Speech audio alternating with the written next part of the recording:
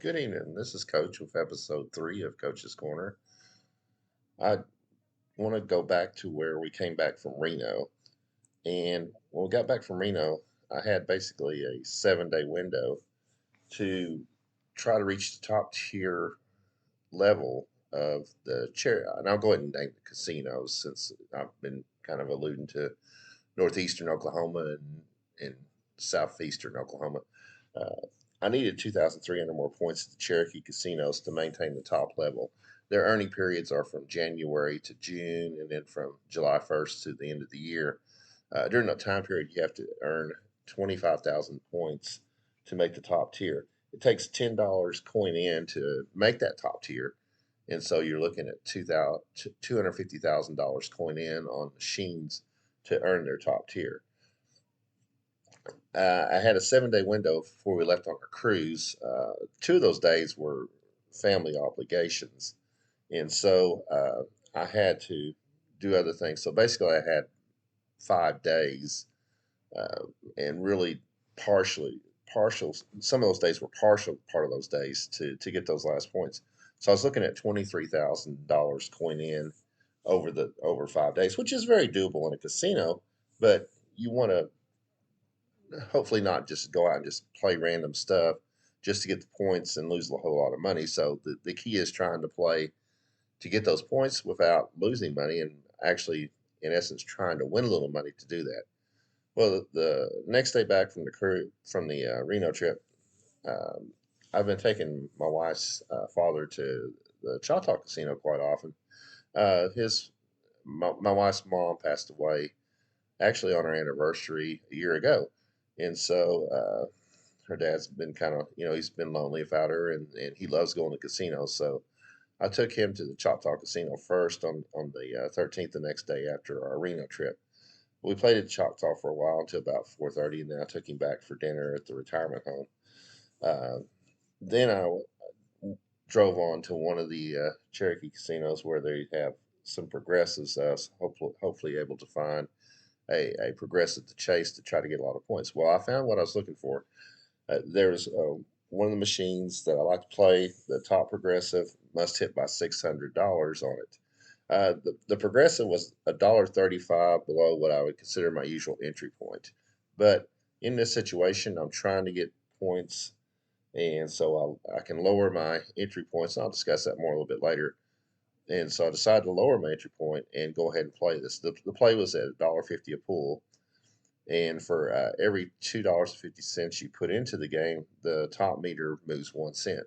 Uh, Knowing how much meters move is a big thing in chasing progressives. There's been some formulas you can look up on the internet that you can find to consider what should be profitable entry points for these progressives. You can also develop some of your own.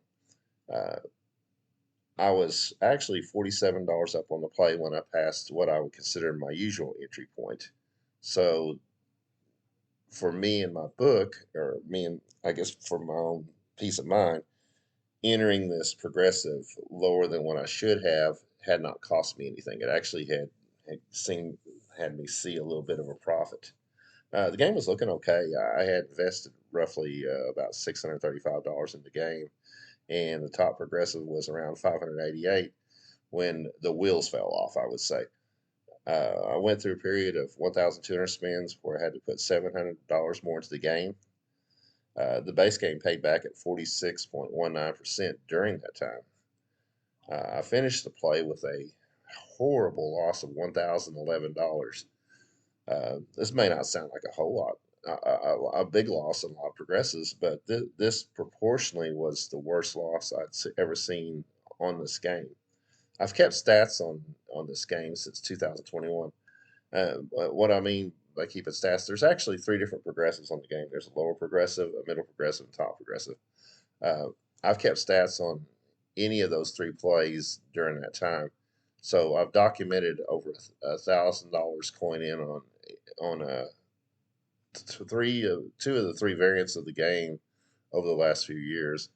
There's the game comes in three skins, and so I've kept separate documentation on all three games because they do play slightly different, even though it's basically the same concept on all three games. On this particular play, the base game paid back at 54.17% over the 5,166 spins on the play. I've documented a total of 140 plays on the top progressives on all three skins of this game. Only 6 plays during that whole time have been below 60% on the base game. The next lowest was 58.96%. So this was the lowest that went all the way to the top progressive. I had one of the play that was at 51%, but the top progressive actually dropped about 800 spins into the play, and I actually showed a profit on the play, even though the payback percentage on the base game was much lower. Uh, the base game usually pays back around 68% or so on most plays, depending on the skin. So I just had a very poor variance on this game. Ironically, the single worst loss I've ever had in this game was playing at a $5 level on Pearl Harbor Day in 2023 when I lost $2,439. Another ironic thing was MWUSA was down in Oklahoma to see me make this play, and NWUSA was there for me on my single worst day ever, which was the Pearl Harbor disaster day of 2023.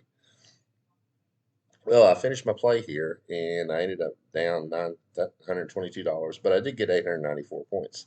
So I was at least on my way towards getting the points to reach the top level. Saturday and Sunday saw me with family obligations.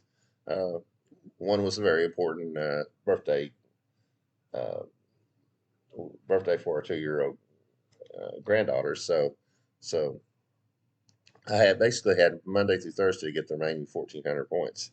So I took off Monday, spent some time with my wife's dad at the Choctaw Casino. Then I headed to the Cherokee casinos in essence to try to get those last points. Monday, I won 652 points. Tuesday, I won 54. I mean, sorry. Monday, I won $652. Tuesday, I won $54. And Wednesday, I won $515. Still at Thursday where I could play, but by then I'd reached the point level that I needed. So I finished $1,221 up over those 3 days. My $922 loss playing the one game the prior week made the final $299 in positive results to reach the top tier level. A little bit more about the game that I played on the Friday before or the day before. Uh, I am I started doing my research and there's 5 different levels on these games. And I started looking at the $1.50 level in particular on this particular skin. I've made 7 plays and I'm now down $1,434. My further research shows that I'm actually now down $602 on version B, and I'm down $1,423 on version C of the game. Here's where keeping statistics on the games are really helpful. This game, particularly chasing the top progressive, at least in the and it's still a small sample size, particularly because I mean I'm talking about 22 different plays, but at $1.50, this game seems to be playing a lot worse than at the other 4 levels. So I probably need to make some adjustments on my entry level, particularly at this level of the game. I also have like some other. There's a 50 cent level on the game, and one of the particular skins I'm down almost $1,000 just playing the 50 cent level. So I need to make some readjustments on that particular skin of the game as well. Uh, Most of the levels I'm actually up playing, so it's not overall a losing thing chasing these top progressives. It's kind of odd that particularly at the $1.50 level, this game has not played particularly well over the last 4 years. Well, this brings me to the second thing I was wanting to discuss before I got off here was the concept of some advantage players say never chase for perks, never chase for comps.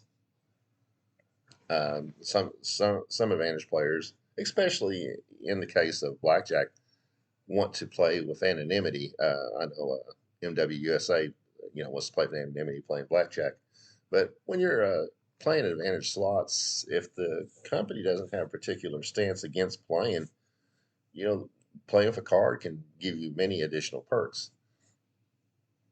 It's, I guess, up to the individual to decide if they want to play to reach certain levels. Uh, what happens when you start playing to reach particular levels, you may have to readjust your entry points to get the points that you need to reach those levels, especially when it comes down to what I call crunch time. There are a couple occasions where, excuse me, I've gotten close to the end of the earning period, and I've had to earn a particularly large amount of points over the last 2 or 3 day period, through 2 or 3 day period, like I did this time. What you have to do at that point is, readjust your entry points that you normally have. For example, I entered $1.35 lower on this particular play that I discussed. If you enter a game where you may have 15 purple gems or green gems or whatever, or blue gems, normally you may start entering at 13 when you need the points. So what you guys do is strike a balance between getting the points and also making a profit. Most of my games, I've created two entry levels. I've created an entry level where I want to win money, and I've created an entry level where I want to earn points, or as we say in the South, get the points or getting points. So if I'm in a crunch situation, feeling like I want to get some points, I'll readjust my entry levels just a little bit lower for games just to get the points. I am top tier at Choctaw casinos and Cherokee casinos, and also 7 stars at Caesars. I don't have to particularly be those top tiers, but with those top tiers, there seems to be a lot of really positive perks in my mind. I've only been the top tier at Cherokee for the last 6 months, and now this next 6 months. During that time, I was top tier at Cherokee. I've got a Bolivar watch. I've got some Hoka shoes, some Hey Dude shoes, and I could take a cruise anytime I want to. In fact, the cruise that we got off of, which I'll discuss on my next episode, was a free cruise from the Choctaw casinos for both my wife and me. We both got 2 rooms, and we invited some friends. So to me, the perks in all three situations are well worth it, in my opinion. And it just again boils down to the individual person. If you enjoy the perks that comes with it, then it is worth it. Sometimes chase those points towards the end. Your profit margin usually might be cut a little bit, but if you find the right particular games in the right position, you can actually still make money on those situations.